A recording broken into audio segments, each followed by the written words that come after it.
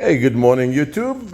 Abdel Carfix, and we have 2007 Toyota Camry. This applies for a lot of them, not the hybrid ones, but this is a 2.4 liter engine, 4-cylinder.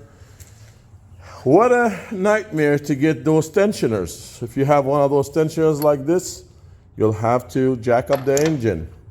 The best way to get it, this bolt is so long that you can't get access to it. Best way, you see that right there? That's an engine mount.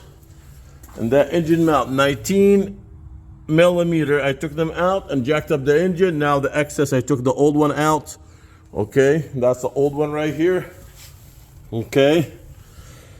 Full of oil, it's not working. It wasn't working at all. So, got the new one. It's very expensive, guys. Over $229 for this one. You can buy it on Amazon for like 30 bucks, but I don't know if I can trust Amazon products.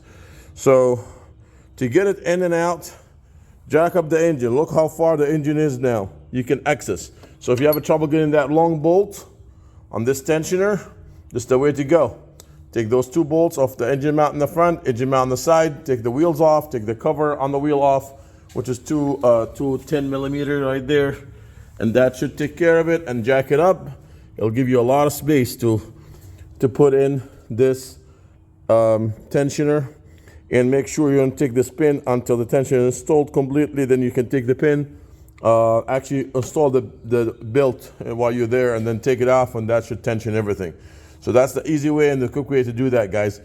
Otherwise you will struggle trying to get that bolt, and that's the way to go and install that that belt tensioner.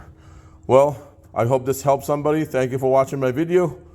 Subscribe, like my videos. I would greatly appreciate it.